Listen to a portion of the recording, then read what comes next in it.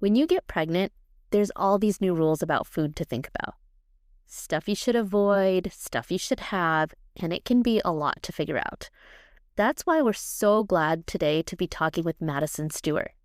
Not only does she have a master's in nutrition, but she's a mom of 2 toddlers with a baby on the way right now. So she's living the questions you probably have every day. What's the best stuff to eat while you're pregnant and why? How do you handle cravings, aversions, and those high nausea days? And what does it really mean to balance getting what you need while making sure your kids are taken care of too? This is Getting Started with Baby, the podcast that brings you practical tips, loved products, and lived experience from parents who've been there. Brought to you by thestarterset.com, a service focused on helping parents find just the right things at the right time, personalized. I'm your host, Jane Deshefsky, a mom on the other side of 2 under 2. I'm still actively figuring all this out, and I'm bringing you perspectives from across the parenting spectrum. By the way, if you like what you hear, leave us a review or follow the podcast to help us keep growing. Let's get into it. Welcome to the podcast, Madison.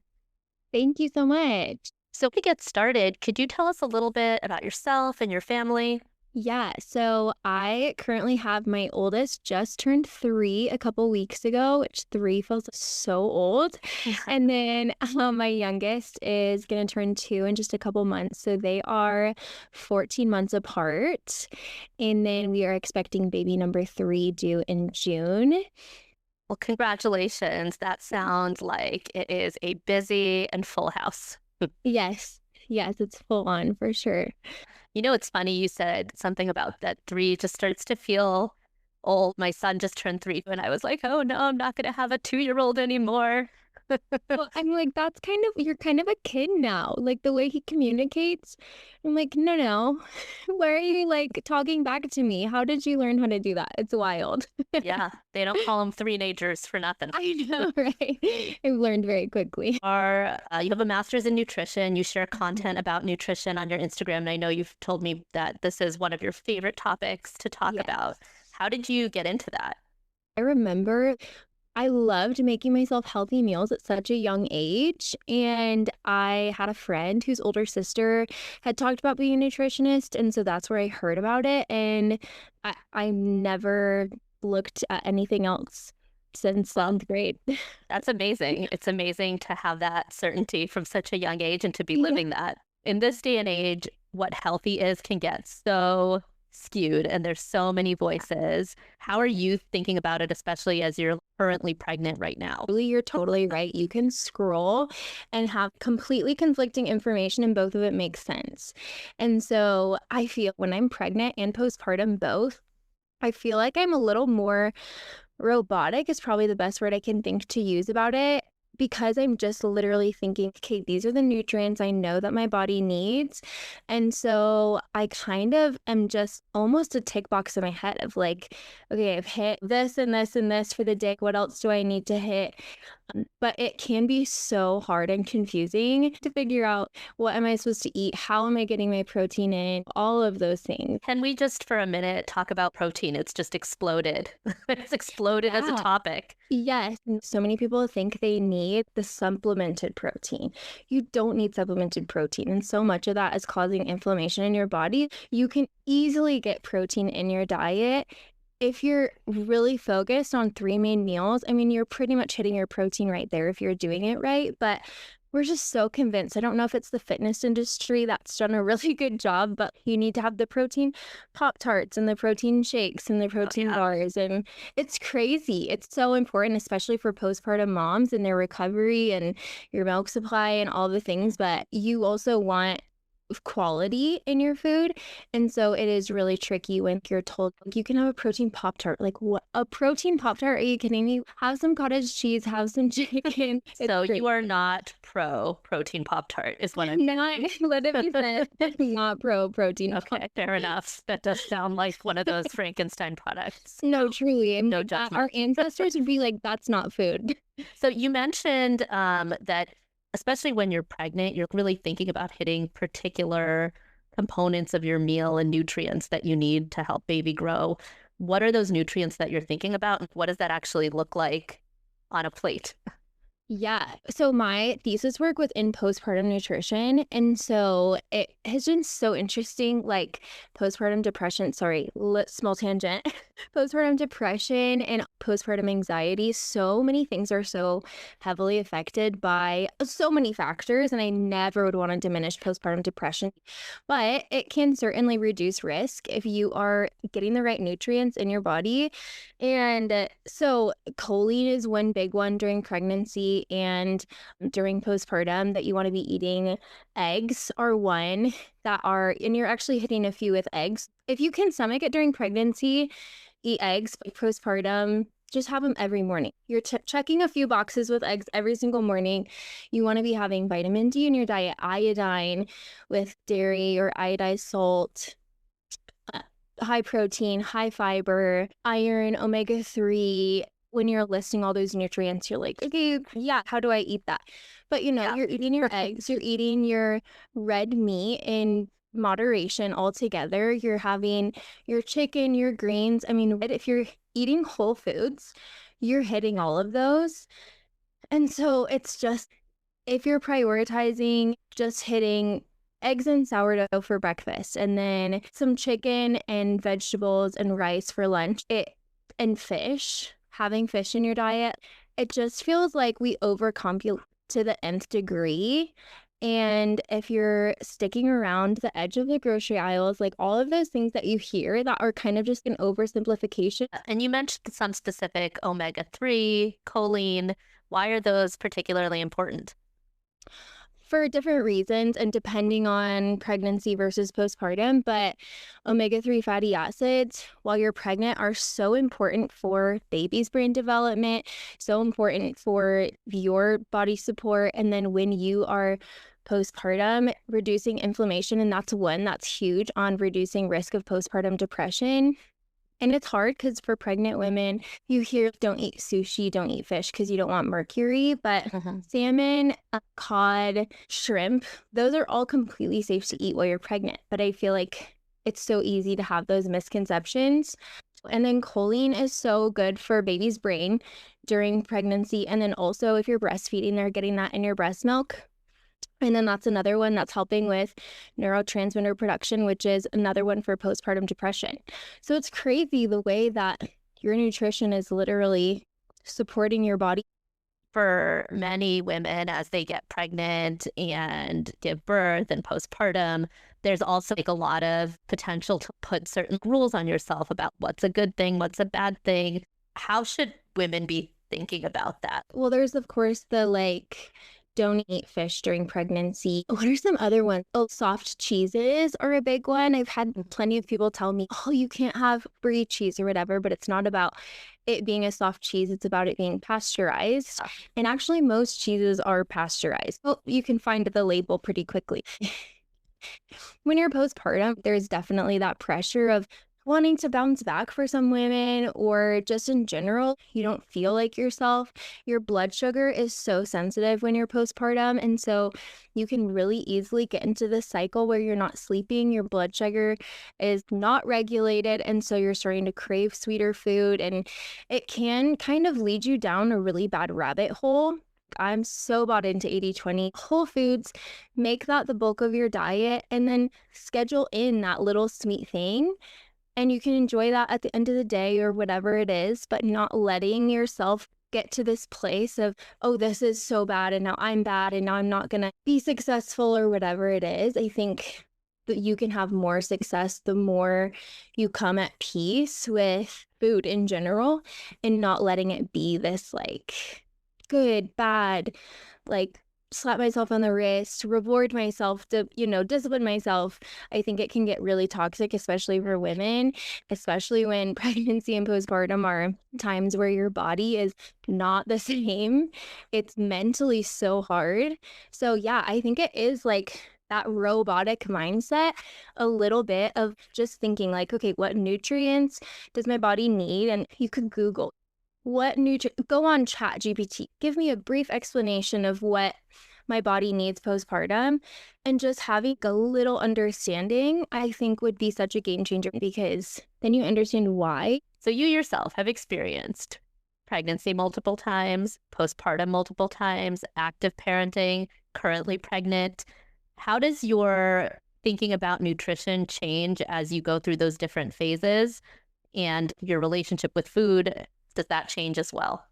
Yeah, totally. Used before kids, I was a big macro counter, and I haven't even thought about macros in over 3 years. But yeah, I get that knowledge, a little bit of knowledge of what does your body need when you're pregnant? What does your body need when you're postpartum?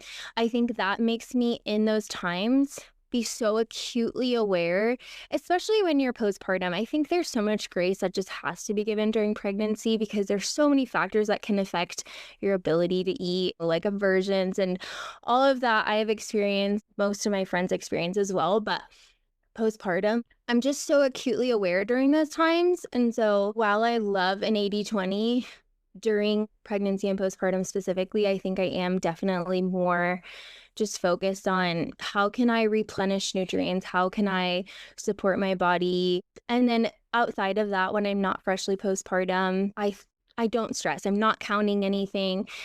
80/20 is definitely the rule we live by. Milk supply is one thing that a lot of women have to think about. A lot of women don't have to think about, but that's another factor for me when I'm postpartum. So just hydrating, protein's really, really, really good for your milk supply. So yeah, it kind of changes, but not a lot. So what is 80/20? You've mentioned 80/20 a little bit. What is that exactly? So 80% of your diet is whole foods, and then the other 20% is the pizza night and ice cream, or even a protein bar I would put in the 20%. And that's definitely how we eat. Closer to 90/10 some days, closer to 80/20 some days, but just having a balance, or like that Starbucks drink, whatever it might be, just like those little joys in life are that 20%. In terms of your day to day, when you think about the postpartum period or your current day to day, give me an example of from morning to night. What does 80/20 look like for you in a given day? What are you actually eating? So every morning, I pretty much have the same thing for breakfast. I have 2 or 3 eggs and homemade sourdough. I'm one of those girls who officially am doing my own sourdough.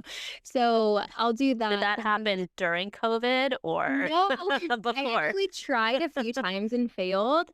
And I don't know what it is. It came naturally to me this time around. So I'll do a few eggs with some sourdough, and then grass-fed butter. Sometimes we'll add chicken sausage in there if I'm feeling extra. But I pretty much have that every single morning. And then we'll go to the gym. I'll have some electrolytes while I'm working out, and then come home. And lunches I kind of keep on a rotation. Me and my kids will eat the same thing for a week, and then the next week we'll eat something different. Right now we're really into chicken salad. It's just so easy. Get the canned chicken from Costco. We'll make like a little chicken salad. I'll eat it on a rice cake or with crackers or something. Pretty much, I'm a very routine person. I'm okay with eating the same thing every day, but a chopstick is like my go-to in the afternoon.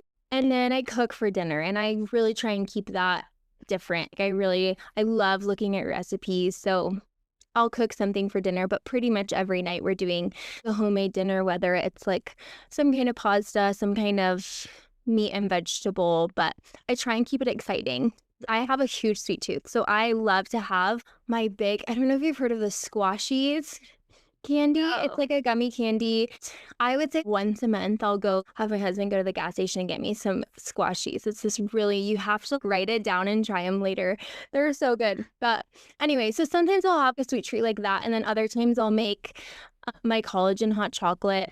It's just a good protein boost, good for your skin, good for your hair.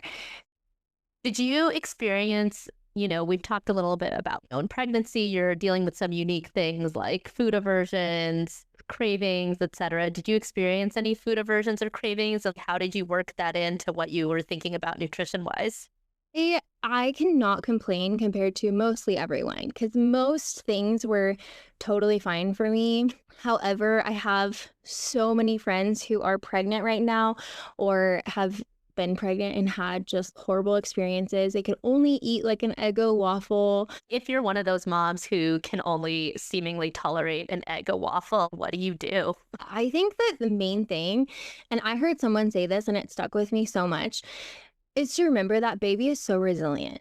Your baby is not dependent on you having a piece of salmon versus that Eggo waffle. So I think it's just whatever you can get down and keep down, or whatever you're able to eat is what you have to do. Prenatals exist for a reason. When you can take those, I even had enough aversions that I had to switch the prenatal I was taking. Finding a prenatal that you can stomach, and then even if it's a gummy one, it's something to help just fill in those gaps. But those exist for a reason. And then just remembering, yeah, baby is so resilient. It will be totally fine. When you are able to get back into focusing on nutrition, do that for sure. But until then, it's okay. It's not a big deal. Baby will be okay. Yeah, I think that there's this tendency, especially when you're first time or depending on your personality, I suppose, to think everything is a very, very big deal. Totally. Yes. Yeah. I just posted on my TikTok a video of a pregnancy friendly core workout, and a girl commented and was like, "You're laying on your back. You can't lay on your back." I remember being so scared of laying on my back, which you're not supposed to lay on your back for extended periods of time. But yeah, it's just the amount of things that you can have anxiety over. And truly, with my third pregnancy, I haven't had my anatomy scan yet. And you can ask all my friends, I'm spiraling. It's just waiting for that. The anxiety doesn't really go away. But as you learn and become more confident as a mom, it simmers down a little. And there's certain things I think as you have more than one, or you go through it, even with one, you realize, I don't remember, I think when I was breastfeeding and I had a struggle with breastfeeding, just thinking like, oh my God, what am I going to do? And my husband had to keep being like, this is a 6-month period in this child's life. It's about to start eating regular food. I really think that every mom is doing their best, and the rest of it's just not that deep. The baby will be okay. Yeah, I think that's such an important thing to remember too. I think you mentioned it as well, that there's more resilience there than we give ourselves, our bodies, our babies credit for. And of course, everyone can end up in a unique situation, but generally speaking, there's more resilience there. 100%. Okay, so another very real thing, and I'm sure that you experience this because it sounds like you have your hands full with little ones, is that the time balance of it all can be tricky. I think one thing that shocked me as I had kids is how much and how often they want to eat things. It's a different world than adults. So how do you practically nourish yourself, nourish your children? What are some things that you found? I think you mentioned a couple, like canned chicken, sticking to certain same meals, but what are your top tips for making it realistic? A mom has to recognize that she will be a better mom if she is prioritizing her own nutrition as well. I mean, literally the brain fog, the exhaustion, that is all. You can help all of that with nutrition, not completely, because you still are juggling a lot no matter what you're eating, but you can completely help yourself. So help yourself. So I think that's the first thing, is just recognizing this is very important. And there are plenty of times where I'm telling my sweet little 2-year-old, I can't hold you right now. Mommy's going to make breakfast for just a second for herself. And that's okay. It's not selfish. And that's actually helping them shape their relationship with food, to see you sitting down and eating a good whole meal. So that's kind of my first thing. But my second thing is, I would say always have those quick things on hand just as a backup. The canned chicken, the beef sticks, cheese, fruit, apples, things that you can grab and go out the door but are still nourishing and good for your body. But then also my challenge, and I have a luxury that I know so many moms don't have because I get to be at home all day. So this is not something that will help every mom, but maybe stay-at-home moms, challenge yourself to slow down at mealtime. I think mealtime is the one part of the day where moms are like, okay, lunch quick and then, off to the next thing. But it's an opportunity to help your kids learn a skill. I let my kids crack their eggs this morning, and the type A inside of me is always like, okay, the shells always go on the bone, whatever. But trying so hard to slow down and be intentional about mealtime can actually be more important than anything in the long run. That's not a super practical tip, but it is maybe a challenge. But for moms who don't have that luxury for whatever reason, I would say probably planning ahead is your best friend throughout the week because otherwise you're running on a treadmill that's faster than you can go. Once the week starts and the kids are going everywhere, I mean, it's hard to actually start to think about yourself unless you think about yourself ahead of time. Think there's something that you brought up that's super interesting, which is, again, this idea of there's one version of things that seem realistic before you have kids and maybe a different version after kids. For you personally, how have you seen that change for yourself? Are there things that you used to do when it came to food and meal prep that's totally different now? And what does that look like? Yeah, I used to actually meal prep for clients. Like I meal prepped for myself and I had 3 clients that I would meal prep for as well. So meal prep was a big part of my weekends. And like I said, I cannot imagine doing that now. I just our weekends, daddy's off, and that's sacred time. So I certainly do not want to be in the kitchen for longer than I need to be.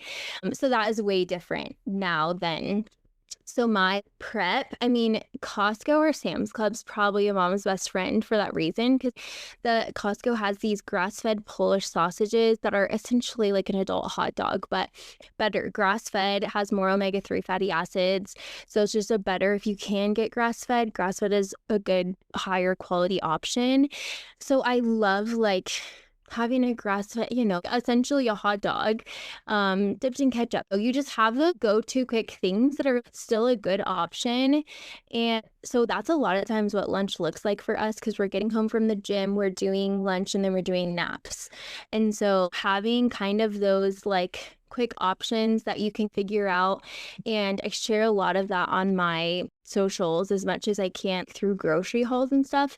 But it's interesting because lunches are a little more of a quick grab, and breakfasts are more of like we're cooking, where it's kind of a slower meal. And dinners kind of look the same. I'm just cooking with kids screaming at my feet now. So, that's a little different, but yeah, we tend to do it with kids zipping by on, yeah. I don't know, some sort of indoor bicycle contraption. Yes, we just brought not ideal. The kids' bikes inside yesterday. Yeah, and I'm like, why? Why did I do this? I know. Likewise, there's like must disassemble the wheels. What are some of those quick grab things that you swear by? We talked a little bit about the hot dogs that they have at Costco, the canned chicken. Are there any other things that you think are pretty nutritious and also easy that you'd recommend for parents or that you personally love?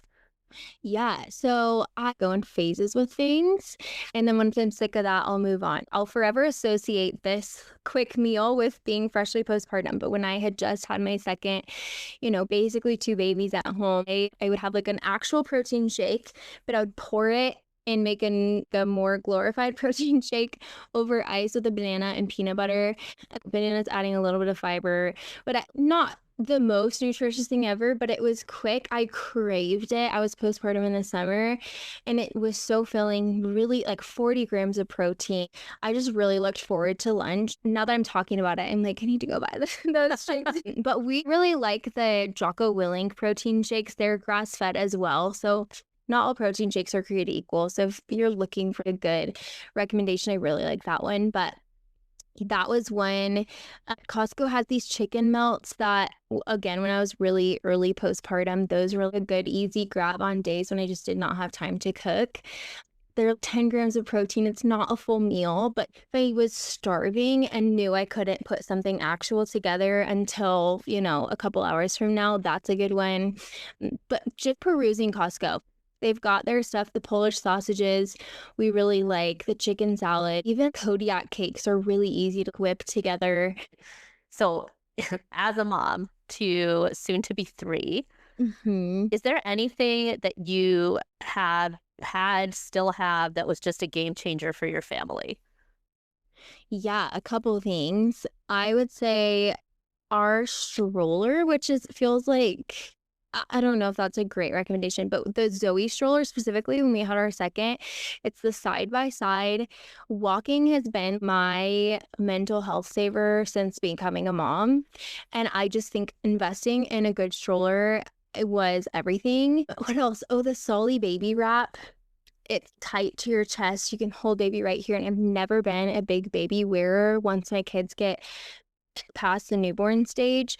But that was just the way baby's so tight to you, so you can actually load the dishwasher and you're not worried about their head bobbing. That one was so big when I was freshly postpartum with my second as well. Just allowed me to have so much freedom. So that one is one that I'm like, I would die on that hill. I would repurchase that every time. That was such a good one. This is so personal depending on what you're doing with breastfeeding and your milk supply and all of that. But a manual pump changed my life the second time around because my milk supply is not beyond what baby needs. I really don't have a ton of extra. But especially at first, or in the morning when you wake up, you just need some relief because you're so engorged. And so having the manual pump was so nice because you can just stick it on. You're not hooking yourself to anything. I didn't have enough of a milk supply to need to put the stuff in your bra and walk around the house for an hour. So I loved being able to just do a few pumps on each side, put whatever I could get in a bag and call it good. But that thing, I took that with me everywhere, especially at first, because if I just needed a little relief, we even went to a baseball game and I just went into the bathroom and relieved myself a little bit. And so that, yeah, kind of random. And again, depending on your milk supply, may or may not be helpful, but I loved the manual pump. How about something that you, especially the first time, thought was going to be really important, but you just didn't really end up using? Yeah. Okay. This might be controversial. I have two that might be controversial. Okay, let's do it. It's very specific to the setup of my house. We have a ranch. And I think for somebody who isn't upstairs, maybe this does not apply. But diaper pail, we're literally about to have another baby and we're getting rid of the diaper pail, that you put stinky diapers in. And then also a hamper for each of their nurseries. I just found I'd rather all the stinky diapers just go straight into the one trash in the kitchen. And again, we have a ranch, so that's an easy thing to do. But I like the dirty being in one spot, and we take out our kitchen trash all the time, so that I know it's getting taken out and nothing is. The diaper pails have the scented bags, but if it sits in there long enough, you can still smell it. And between two, at one point we had two nurseries, and so we had two diaper pails, and they just wouldn't get full fast enough. So anyways, I would rather just all the dirty diapers go into the kitchen trash that gets taken out all the time. And then same concept with hampers. I'd rather know our laundry basket gets full with the whole family's clothes, and then I know I'm not having to go around and oh shoot, his was full and ours was full, and now I don't know, but that really is a luxury of we just are all on one floor. Well, so you actually had a chance to try the starter set, which provides product recommendations based on personal values. What was that experience like? I loved it. I loved just the ability to scroll over, and the quiz I thought was very personal. I felt like it was asking me good questions, and then therefore the recommendations I felt like were really fitting with the quiz that it asked, all the questions that I asked. Even it was interesting because I told you I'm totally willing to try it out. I'm having baby number 3, but the nose suckers, there's all different types, but there was one that I saved from looking through the starter set because I was like, that one actually looks way better than what we have. I would have loved to have something like that to scroll through at the beginning. So I know. I feel like I'm done with babies, that phase of my life, but I've looked through it too, and I'm like, I wish I had known this existed. Totally. Yes. Yeah. Something that so many of my friends would love. If you had to leave expecting parents, new parents, with one thought or one thing for them to take away about how to think about having balanced nutrition, how to think about this phase of their life, what would that be? Oh man, I would say just giving yourself grace above anything else, and then just maybe pouring a little bit of time into what nutrients does your body need and why. And when you can answer that question and just get that little bit of information, you already have so much more power in your nutrition choices. And then the rest of it, you can kind of take the stress out because you're getting what you need. And then you can also have the fun stuff or the treats or whatever. And you can just give yourself grace for all the rest of it. Yeah, that's an amazing sentiment to end it with, because the giving yourself grace sometimes can feel So hard as a parent, but so necessary. Yes, yes, truly, in like every aspect. Thank you so much for talking with us. It was such a great conversation. If you liked what you heard, please leave us a review or follow the podcast to stay up to date on new episodes. Know someone else who could use this episode? Please pass it on. Interested to hear more or get in touch with Madison? Check her out on Instagram at Madison Stewart. Links in the episode description. Have topics you'd like us to cover? Find us on Instagram at The Starter Set or reach out via info@thestarterset.com. Thank you for listening. Till next time.